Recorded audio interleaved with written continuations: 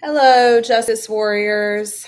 Heather here, and I've actually got Tracey. She called in, so you're not going to be able to see her. She is traveling today, but come on in, make yourself comfortable because we are just planning to have a powwow today about the Swift trial, and we're going to have some discussion about the witnesses, the state's case, the defense's case, things that we feel were strongly presented in the state's case, things that we feel were strongly presented in the defense case, vice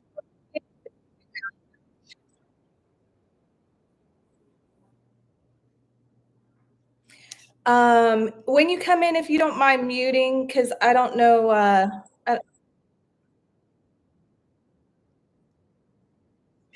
It's me, so I'll mute. Okay, you're not.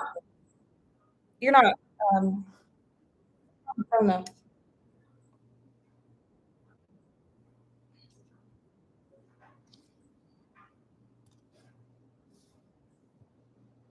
Okay, this is better. Is everybody? Can somebody comment? Are you getting feedback? Are you getting audio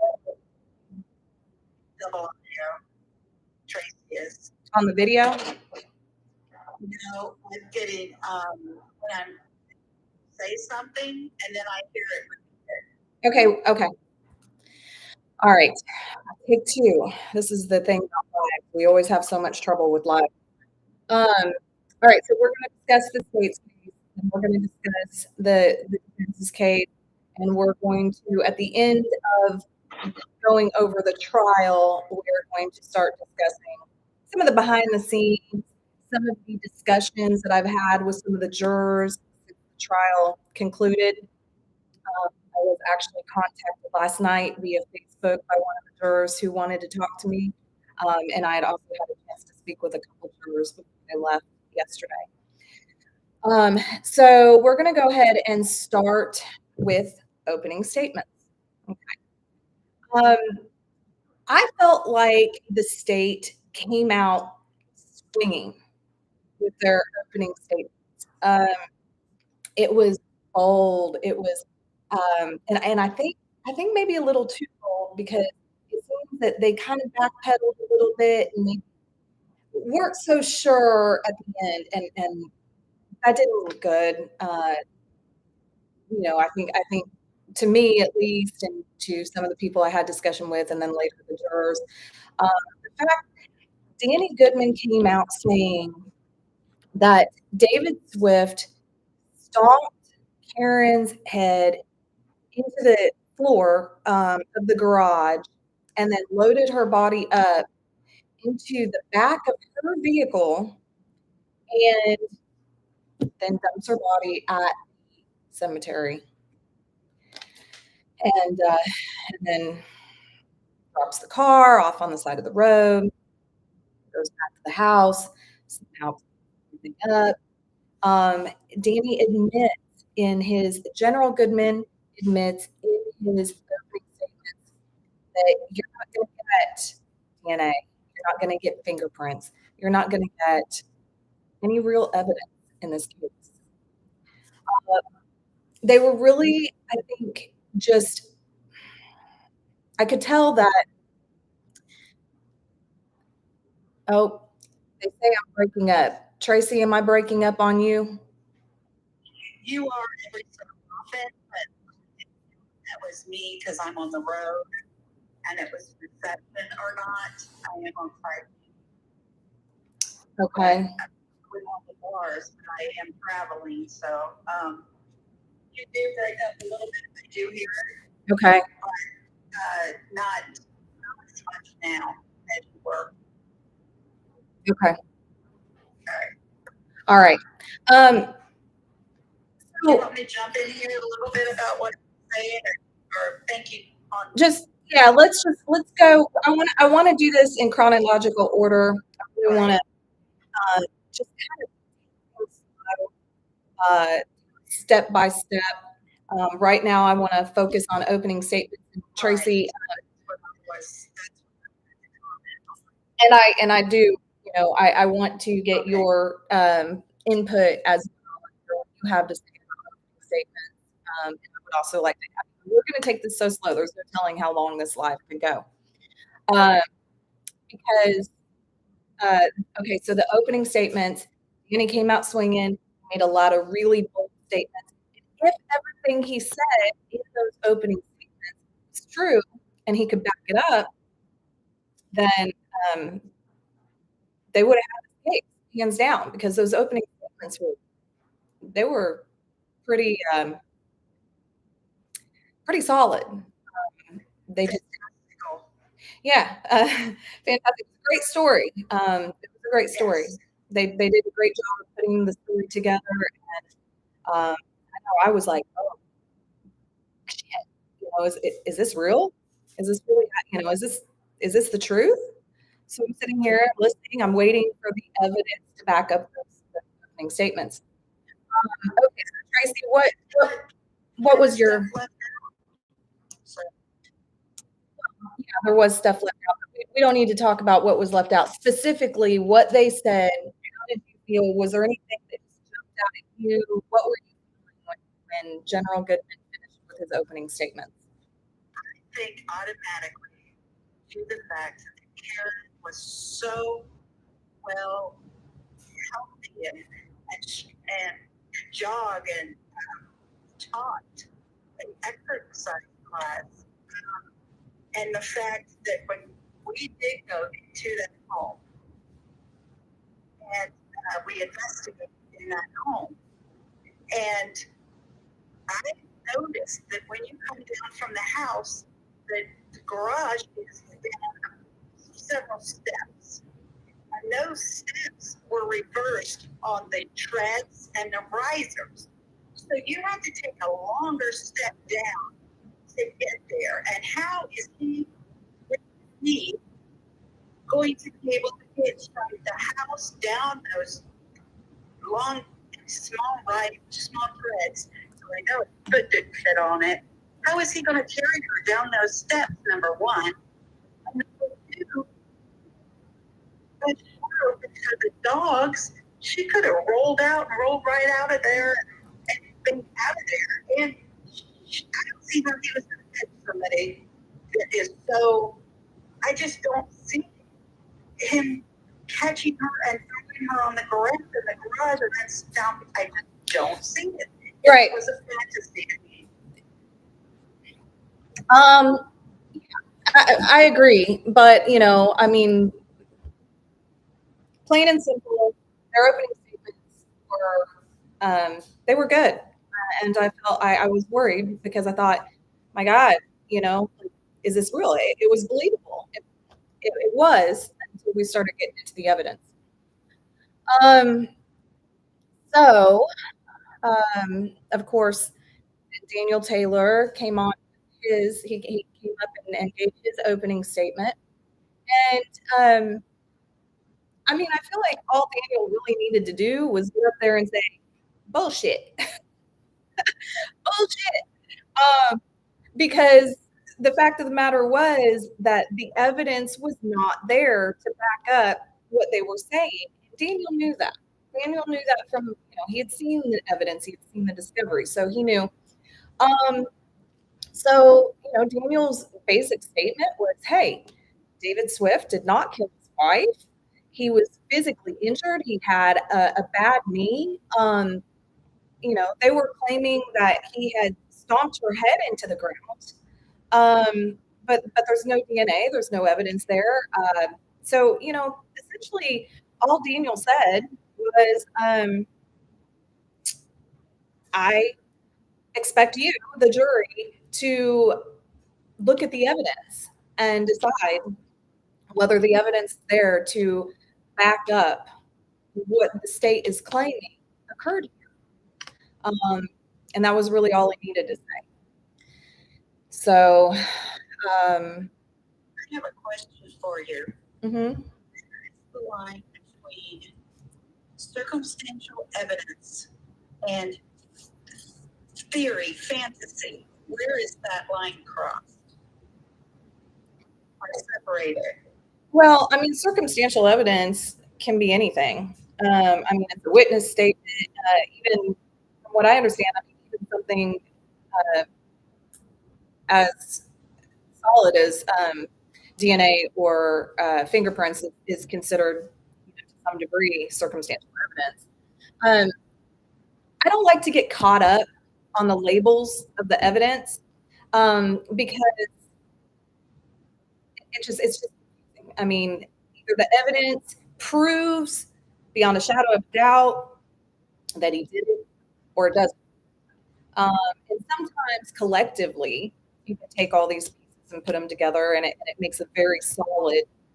You take so many pieces of circumstantial evidence, you put it together, and it becomes solid, and it becomes evident that this person committed this crime.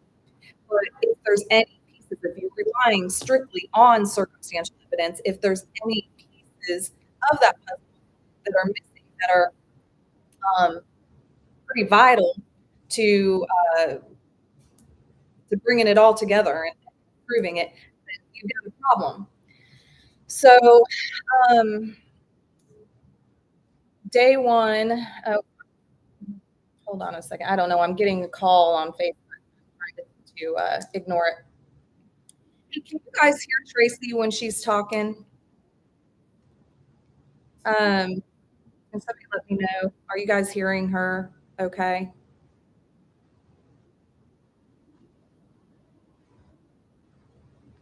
Actually, give me 1 second. I am going to turn my air off because I feel like it's creating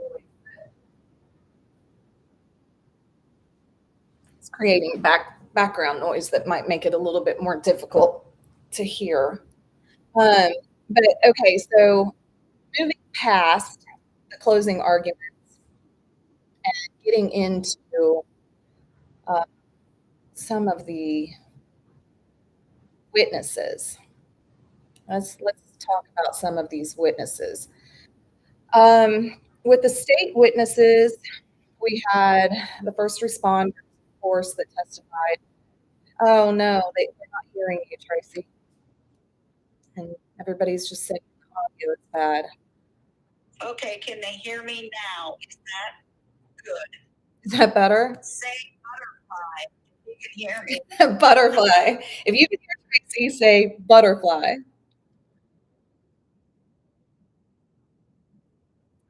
Nobody's saying butterfly. I guess that's bad.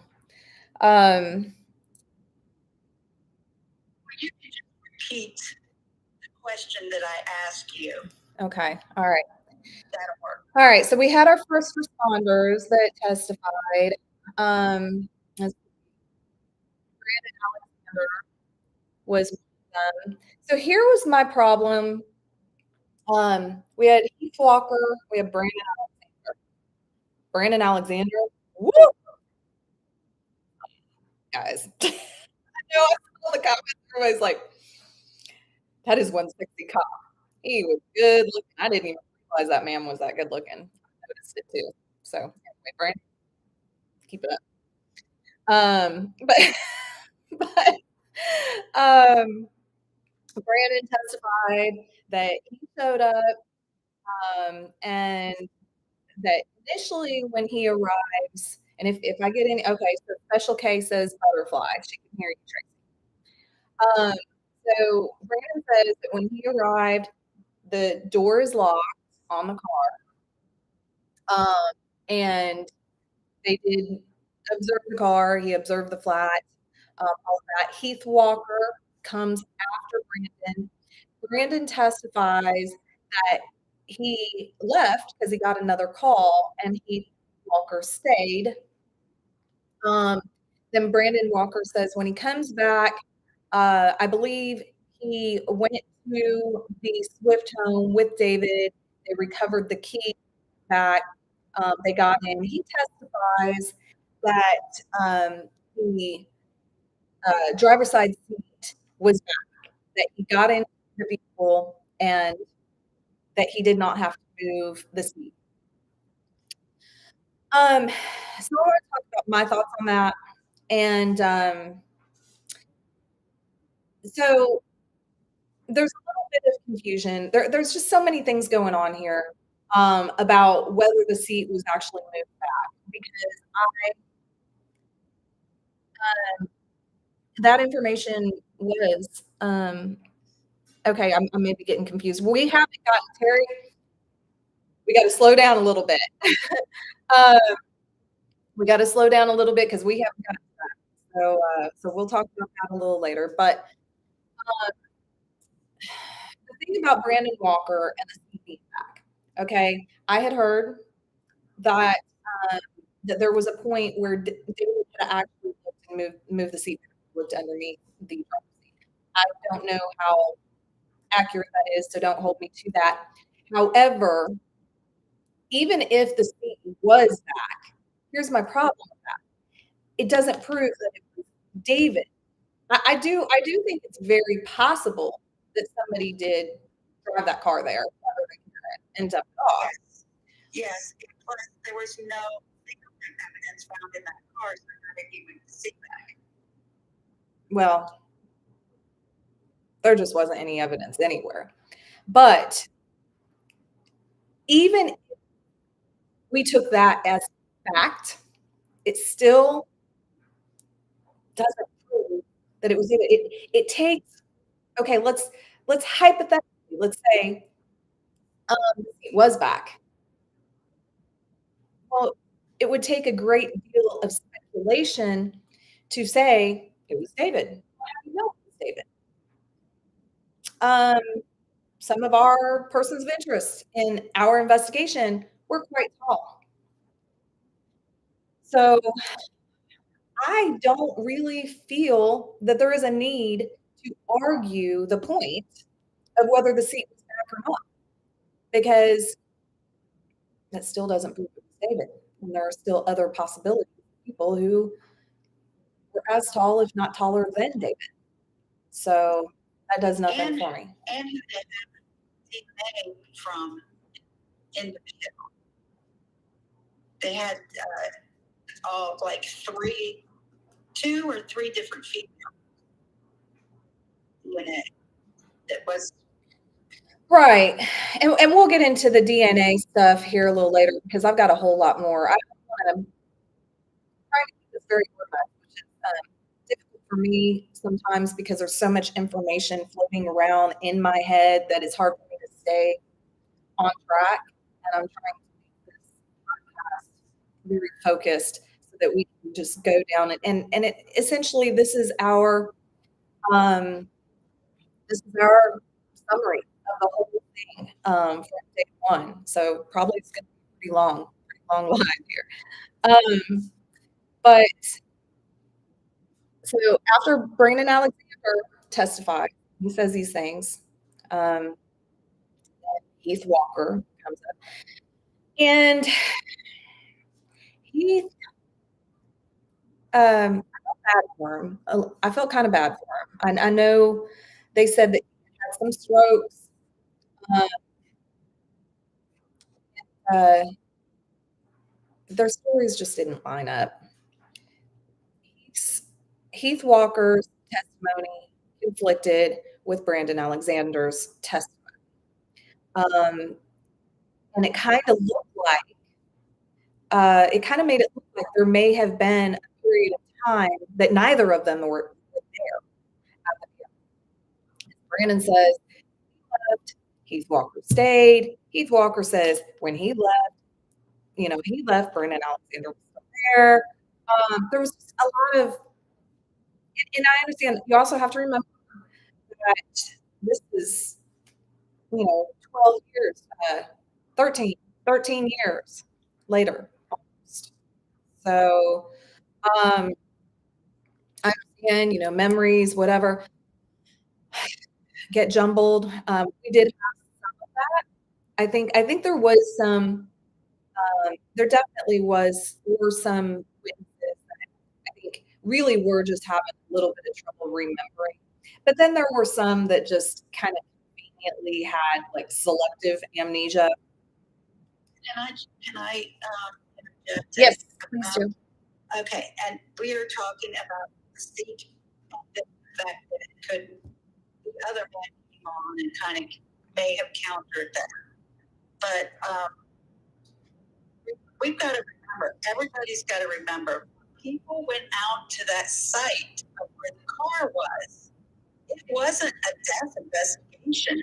Right. It was just a car on the side of the road. They couldn't find somebody. Right. So I don't think it would have made such a deep impression psychologically because it's just an average run-of-the-mill day. Mm-hmm. It's not like if you're going for a walk and you see a lizard, you don't remember it the next day. But if you saw a tiger, you would remember that for years and years. So this was just a common everyday, we've got a car on the side of the road and this lady's missing call. This is not. Well, I don't know that somebody being missing is common, but for a few hours, they were missing for a few hours. Yeah. Like, oh my God. And she's an Right. adult woman, it's not a child. Right. So, and you know what? I will also say, when adults go missing, I mean, a lot of times you've got a family and they're just calling law enforcement, hey, my loved one is missing, and they're not really taking it seriously because that person is an adult. And it was interesting about this case how quickly that they treated it like a missing person case, being that Karen was an adult. Exactly. Like if she had gone on fire, just took off and went somewhere, right, to the beach, and then left a note or something for him to get later. Mm-hmm. To get later. So it's even common practice for her. Right, and everybody gets so freaked out so fast. And I believe it was Walker that said that he immediately got this gut feeling that something was wrong. So, and he kind of insinuated that he kind of felt like pretty much right away that this is a murder case. And we're talking about they just found out her car. They just figured out that that her car was there. And so it was from what we know in the past, from what we know that we've had been uncovered, people have told us that didn't trial that fits in perfectly. Right. Okay, so moving on to the next part of this, discussed the vehicle being found. So I want to get a little bit more into, kind of what up to that. Know that David claims, and I believe him, that he woke up around 10 o'clock, that initially he didn't think much about it, but started to get worried. Of course, the girls were upset. Ashley was upset because she thought that she was going with her mom to clean the Habitat for Humanity house on that day. I'll do a little side note here about that in case anybody doesn't know. But Karen had been doing some side jobs, get extra money. She was wanting to leave David, but she was not financially self-sufficient. So she's been doing some things, and we'll get more into that later too, because there is a lot more to that. But she had been doing some side jobs at Habitat for Humanity and teaching classes, I believe. Why she was doing these things to come up with extra money, and she had already spent a few days or a couple days. Do you know, Tracey, how many days she had actually been working on that house? How many days she did in a row, or I mean, just in general, because I feel like I was a little confused when the witness that lived across the street from the Habitat house. Here I go jumping around. I got it. Okay. I'll go ahead and get my thought out, and then I need to get back on track. But she had said that Karen was there every day, but I'm wondering every day for how long? Because I thought that was a somewhat new, that she had just recently picked that up. Well, we also have to realize, if you go down how I am too, we have to realize that every day, 3 days, 4 days, but she was cleaning the house and painting and probably cooking or something. But those are the things that she was doing for this home on the inside. Right. And I would think cleaning carpets or having carpet. Anyway, those are what, and you have to figure out what would that take, how many hours would that take. Right. Okay. So, and we're going to get way more into like deep diving into some of these things once we get past dissecting the trial. But okay, so we know the Habitat for Humanity house. She was cleaning that house. Ashley was upset because she thought she was supposed to be going with her mother to clean the house on that day, and when she wakes up, her mom's not there. David's statement to law enforcement was that he had called over to the Lambs, Marty and Lamb, and that they had informed him that Karen's vehicle was at the end of the road flat. Marty Lamb testified he had driven by. Now, okay, Marty Lamb, I did speak with him. And I understand there's quite a bit of time passed here, so not at all. There's not a bone in my body that thinks that that man has lied about anything. He's a very honest man. However, there was some confusion about exactly what time, and in a case like this, in a murder case, especially where they're trying to establish a timeline, and that timeline is playing a part in convicting David. You can't have these kind of discrepancies, timeline discrepancies. So, from what I recall, Marty Lamb's original statement to law enforcement said that he had her vehicle when he drove by at approximately 5:15 a.m. Then, when he spoke with me, I believe he said 5 o'clock I think I just said PM, sorry, not PM, 5 o'clock a.m. And then when he spoke with me, I believe he said 5 a.m. instead of 5:15. So there we've got a 15-minute difference. And then I believe Tracey, correct me if I'm wrong, but didn't he testify 4:45 a.m.? I had a memory of what he actually testified to, but Okay. I believe so because I remember you commenting to me about Right. It kind of it threw me off a little bit. And please, guys, this isn't me claiming to know everything. It's you. This is a discussion. Let's have a discussion. If I am wrong about this, feel free to correct me. I'm not going to be offended. But I believe his testimony was 4:45. So his original statement to LE said 5:15, and then his testimony says 4:45. That's a 30-minute difference. That's, in this particular case, when we're trying to nail this down and get a solid timeline, 30 minutes makes a really big difference. So can we do a sound off here?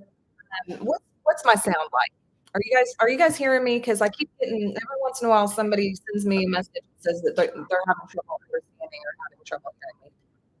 Let me know if there's any trouble. maybe it's me. Just say you're Heather, I'm Tracey. So maybe it's Bethany Wofford says that it is cutting out. What's going on? Okay, I don't know what's going on because my Wi-Fi is fine. It's full bars.